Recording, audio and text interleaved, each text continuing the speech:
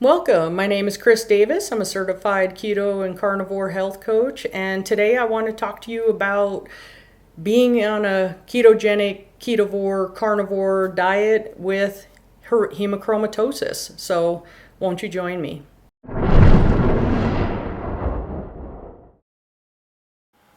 You gotta have a disclaimer.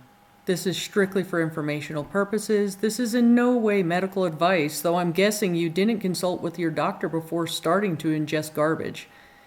If you make the decision to start a ketogenic or carnivore diet, consult with your doctor prior to starting, especially if you are currently taking medications. So, welcome. As I said, I'm trying to spread the word on hereditary hemochromatosis and how you can still be on a ketogenic, ketovore, carnivore nutrition way of living with that disorder. So, I was diagnosed with hereditary hemochromatosis about 3 years ago. And what does that mean? That means that my body absorbs and stores too much iron.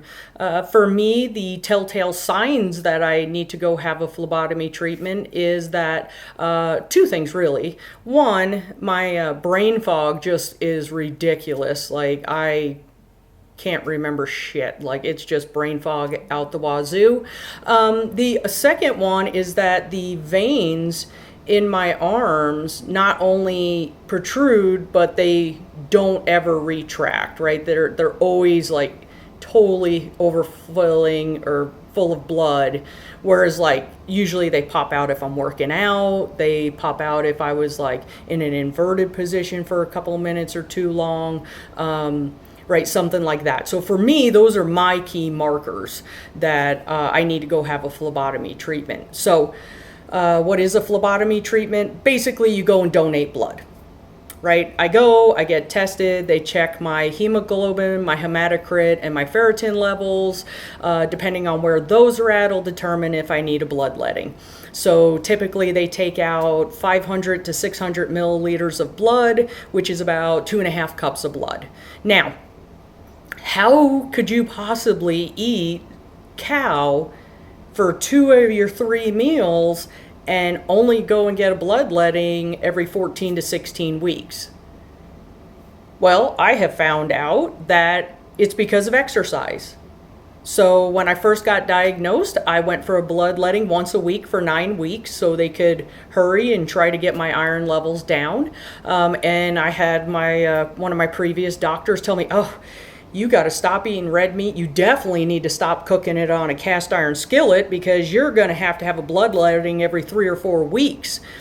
And I was like, that just doesn't sound right to me, right? So for connotation and perspective, red meat has heme iron, which is readily absorbed by our bodies. So it makes logical sense, right? That if you have basically, I think 2.5, 3 pounds of red meat a day. And so it's conceivable that, yeah, my iron store levels must just be going up exponentially. However, I exercise. I probably exercise excessively if you ask my husband. That exercise allows me to regulate my iron levels. It allows me to help them from jumping really fast. Okay, so I don't take 2 days off, 3 days off, right? I generally work out 7 days a week, and sometimes I work out multiple times in a day if I can. Usually it's only on the weekends because, I do have a day job. So doing that, it allows me to only do a bloodletting every 14 to 16 weeks. Now, when I do a bloodletting, it's not because my iron levels are way high. It's because they're a little bit higher than my doctor would like. And so I do a bloodletting. So if you have hereditary hemochromatosis and you prefer to eat red meat because it is one of the most nutrient-dense objects and products that you could have in your daily system, talk to your doctor. Say, hey, look, I'm going to start eating red meat or more red meat. Maybe you're already eating red meat, and exercise. Okay, get your exercise in. For me, it's a 3:40 wake-up call. I put in 12 to 15 miles on my Echo bike, and then I go to work. right? And that's what I typically do during the week, unless I'm working at 12. Then I'll do my echo bike in the morning, work my 12, and then we have a gym at work. And so then I'll go and do my strength training in the evening. And then I'll do that all week if I'm doing 12s.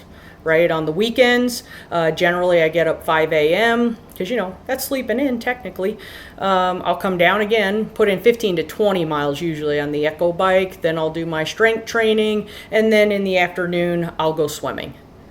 So doing the exercise allows me to go longer between my phlebotomy treatments. And maybe it'll work for you. Hey, maybe it won't, but it's worth a shot. So I'm hoping this helps somebody with hemochromatosis that's tired of getting poked at and blood drawn. And if it helps, please put it in the comments. If it has helped already, because you already figured this out, please let me know that as well.